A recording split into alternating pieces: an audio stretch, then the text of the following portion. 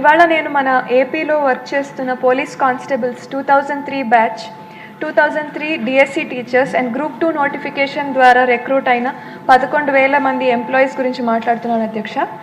ఈ police constables recruitment notification వచ్చేసి 18 December 2003లో వచ్చింది అధ్యక్ష.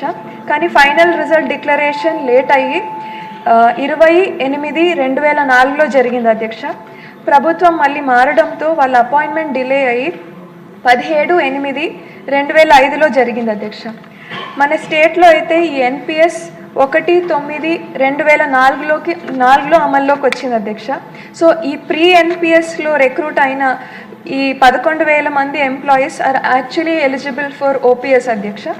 టు సైట్ అనదర్ ఎగ్జాంపుల్, 7/12/2003లో రిక్రూట్మెంట్ నోటిఫికేషన్ ద్వారా మన స్టేట్లోకి అలొకేట్ అయిన ఐఏఎస్ ఆఫీసర్స్ ఉన్నారు అధ్యక్ష. వాళ్ళు కూడా ప్రీ ఎన్పిఎస్ అంటే 22/12/2003 కంటే ముందు నోటిఫికేషన్ రావడం జరిగింది కాబట్టి జాయినింగ్ డేట్ డిసెంబర్ 2004 అయినప్పటికీ కూడా ఎన్పిఎస్ నుంచి ఓపీఎస్లోకి మార్చడం జరిగింది అధ్యక్ష. ఇప్పటికే మహారాష్ట్ర, కర్ణాటక, యూపీ, గోవా, జార్ఖండ్, గుజరాత్లో కూడా ఈ ప్రీ ఎన్పిఎస్ ఎంప్లాయీస్కి ఓపీఎస్ అమలు చేయడం జరిగింది అధ్యక్ష. మన స్టేట్లో కూడా ఈ 11,000 మందికి ఓపీఎస్ ఇంక్లూడ్ చేయించి న్యాయం చేయాల్సిందిగా కోరుతున్నాను అధ్యక్ష. ఏపీ కేబినెట్ కీలక నిర్ణయం తీసుకుంది. 2004కు ముందు చేరిన ఉద్యోగులకు పాత పెన్షన్ స్కీమ్ అమలుకు గ్రీన్ సిగ్నల్ ఇచ్చారు. ఇవాళ వచ్చిన అచీవ్మెంట్స్ అన్నిటిలోకి ఇది బెస్ట్ అచీవ్మెంట్గా భావిస్తాను. ఎందుకంటే నేను కూడా సార్ చెప్పినట్టు ఒక పోలీస్ కూతుర్ని. సో ఆ పోలీస్ అనేది మా బ్లడ్లో కూడా ఉంటుంది.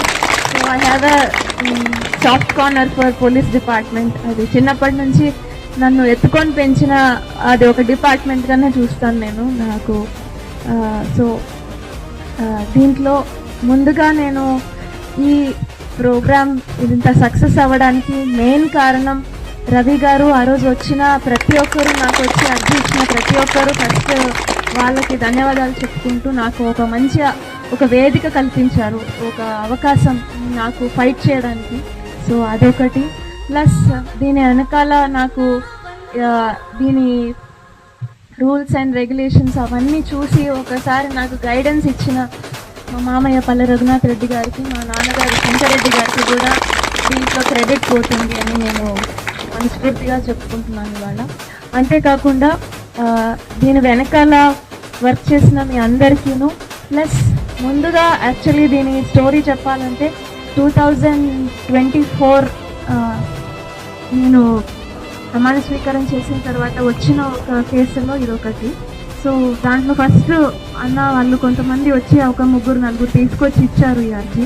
అప్పుడే వెళ్ళి ఒకసారి అప్పట్లో ఉన్న చీఫ్ సెక్రటరీ గారికి ఇవ్వడం జరిగింది. మళ్ళీ కూడా ఒకసారి ఫాలోఅప్ చేశాను.